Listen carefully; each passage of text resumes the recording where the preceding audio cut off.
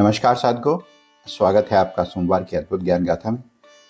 आज का प्रश्न जो हर भक्त के मन में कभी न कभी उठा है, भगवान नित्यानंद ने अपना उत्तराधिकारी क्यों नहीं चुना। जब उनकी दिव्य शक्ति चारों दिशाओं में फैली थी, जब हजारों भक्त उनके चरणों में थे, तब भी भक्तों की हर विनती पर वे या तो मौन हो जाते या विषय बदल देते। लेकिन एक दिन जब आग्रह बहुत बढ़ गया, तब भगवान नित्यानंद बोले और जो उत्तर दिया वह सुनकर सब स्तब्ध रह गए। यह स्थान अग्नि है, अग्नि। इस पर बैठने का साहस कोई नहीं कर सकता, क्योंकि वह भस्म हो जाएगा। इस अवस्था तक पहुंचने के लिए अनगिनत जन्म चाहिए। यह अवधूत की अवस्था है। और फिर उन्होंने जोड़ा, केवल वे जिनके मन में इच्छाएं हैं वे उत्तराधिकारी बनाते हैं, शिष्य लेते हैं, संगठन खड़ा करते हैं। इस एक की कोई इच्छा नहीं, इसलिए कोई शिष्य नहीं। बस यही उत्तर था। लेकिन अब असली प्रश्न यह है कि यह अवधूत की अवस्था आखिर होती क्या है और इसे पाने में अनगिनत जन्म क्यों लगते हैं।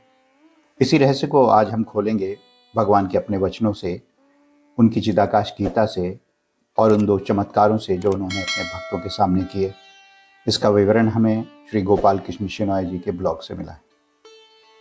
भगवान नित्यानंद कभी प्रवचन नहीं देते थे, शिष्यों को ग्रंथ नहीं पढ़ाते थे।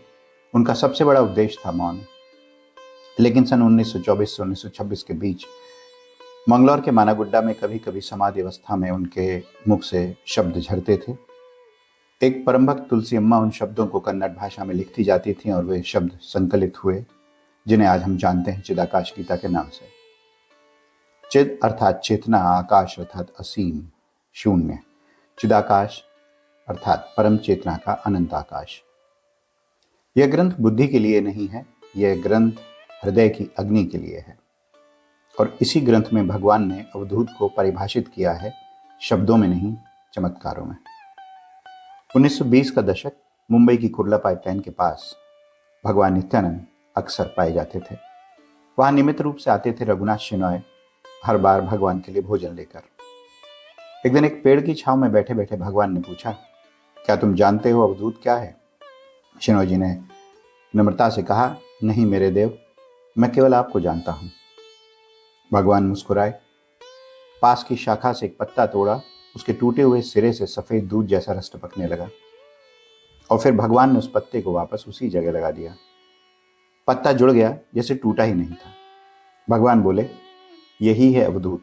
वह तोड़ भी सकता है, जोड़ भी सकता है, सृजन भी, विनाश भी, दोनों एक साथ। वह देवताओं से भी परे है, क्योंकि देवता या तो सृजन कर सकते हैं या विनाश, दोनों शक्तियां एक साथ उनमें नहीं है। अब समझिए, जब भगवान कहते हैं कि यह अवस्था अग्नि है, तो वे किस अग्नि की बात कह रहे हैं? वह अग्नि है सर्वशक्ति की अग्नि, जो सृष्टि और विनाश दोनों को एक साथ धारण करती है, जो प्रकृति के नियमों को तोड़ती भी है और बनाती भी है।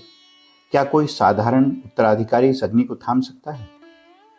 दूसरी घटना है कैलाश की। गणेशपुरी में स्थित आश्रम कैलाश। इंदुताई और उनकी बहन वहां मौजूद थी। भगवान अपने आसन पर बैठे थे। पास के तकिए पर एक बड़ी मक्खी आकर बैठ गई। भगवान नित्यानंद ने बिना कुछ कहे उसे पकड़ा और उसके हिस्से अलग अलग कर दिए। सिर अलग, धड़ अलग, पैर अलग, पंख अलग। दोनों बहनें भय से कांप उठी।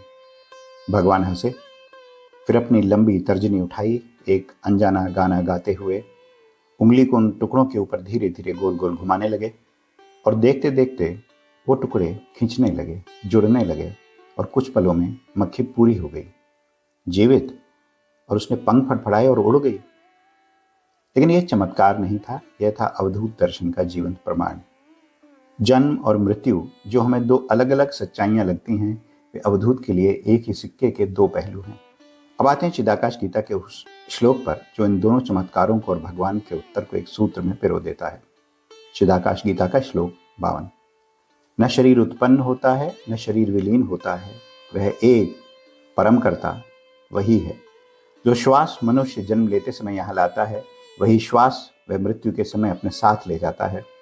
संपत्ति और यश यहाँ तक ही हैं, वहाँ सब एक हैं। द्वैत यहाँ है, उस पार कोई द्वैत नहीं।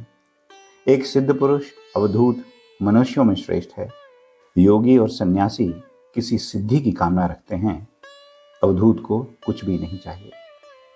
यहाँ भगवान स्पष्ट करते हैं, योगी तपस्या करता है किसी शक्ति के लिए, सन्यासी त्याग करता है मोक्ष के लिए, लेकिन अवधूत उसे न शक्ति चाहिए न मोक्ष, उसे पहले से ही वह परम अवस्था प्राप्त है। और जब कोई इच्छा ही नहीं तो उत्तराधिकार किसके लिए? द्वैत यहाँ है, उस पार कोई द्वैत नहीं। हम सोचते हैं गुरु और शिष्य अलग हैं, आचार्य और परंपरा अलग हैं, उत्तराधिकारी और पूर्ववर्ती अलग हैं। यह द्वैत यहाँ का है, इस पार का है। अवधूत उस पार खड़ा है जहाँ सब एक हैं, वहाँ उत्तराधिकारी की धारणा ही नहीं पहुँचती। और यही कारण है कि इतिहास में जब कोई सच्चा अवधूत हुआ, भगवान दत्तात्रेय, जिन्हें स्वयं ब्रह्मा विष्णु महेश का त्रिमूर्ति अवतार माना जाता है, उनका कोई उत्तराधिकारी नहीं था। अष्टावक्र, जिनके ज्ञान के सामने राजा जनक भी नतमस्तक हो गए, उन्होंने कोई गद्दी नहीं बनाई, क्योंकि अवधूत पद नहीं है, अवधूत अवस्था है। पद दिया जा सकता है, अवस्था नहीं। भगवान आगे बोले, अवधूत का कोई गुरु नहीं, कोई शिष्य नहीं, कोई धर्म नहीं, कोई संप्रदाय नहीं, कोई जाति नहीं, कोई वंश नहीं, वह किसी दर्शन से नहीं बंधा। अवधूत स्वतंत्र है, स्वयं पूर्ण है, उसे किसी से कुछ नहीं चाहिए।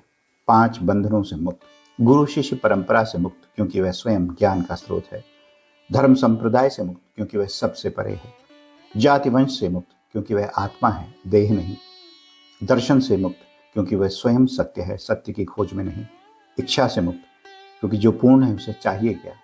और यहाँ एक और गहरी बात, जो संत उत्तराधिकारी चुनते हैं, संगठन बनाते हैं, परंपरा स्थापित करते हैं, वे महान हैं, उनका योगदान अमूल्य है।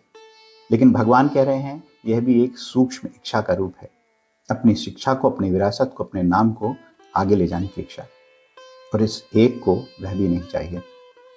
चिदाकाश गीता के श्लोक 4 में भगवान कहते हैं, जैसे कपूर अग्नि में समाकर स्वयं अग्नि बन जाता है, वैसे ही मन को आत्मा की अग्नि में समाना होगा। जो मन ही नहीं बचा, वो इच्छा कहाँ से लाएगा?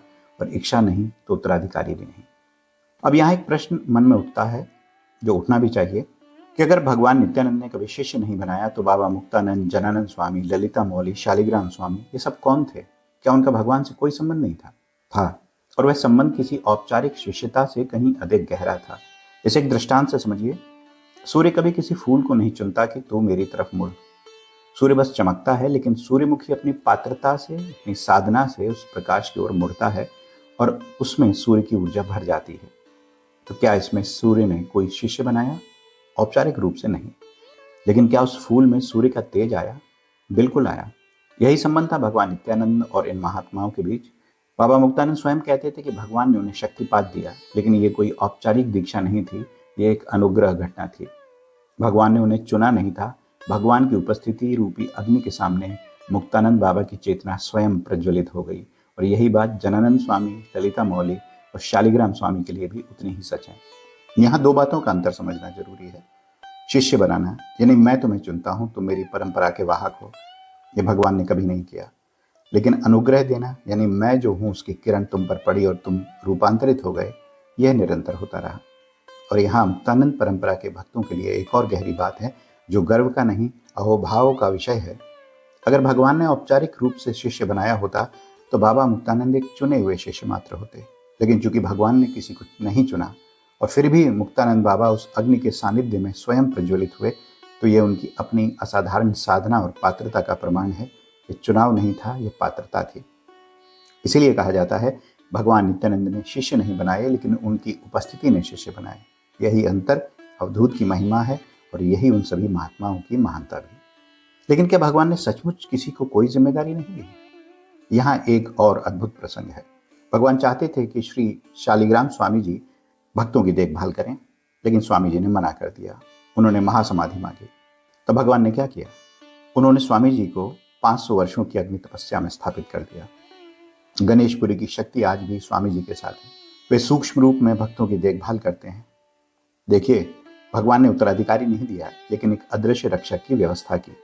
यही अवधूत की कार्यशैली है। न संस्था, न परंपरा, न गद्दी, बल्कि जीवंत शक्ति जो सूक्ष्म लोक से सदा प्रवाहित होती रहती है। तो साधकों, आज हमने जाना कि भगवान नित्यानंद ने उत्तराधिकारी क्यों नहीं चुना। क्योंकि अवधूत पद दिया नहीं जाता, क्योंकि उत्तराधिकार इच्छा से जन्म लेता है और अवधूत इच्छा शून्य है। क्योंकि उनकी उपस्थिति देह से नहीं बंधी, वे सदा थे, सदा हैं, सदा रहेंगे। चिदाकाश गीता श्लोक 52 के शब्दों में, वहाँ सब एक है, उस पार कोई द्वैत नहीं। भगवान नित्यानंद उस पार के हैं जहाँ कोई पहले और बाद नहीं है।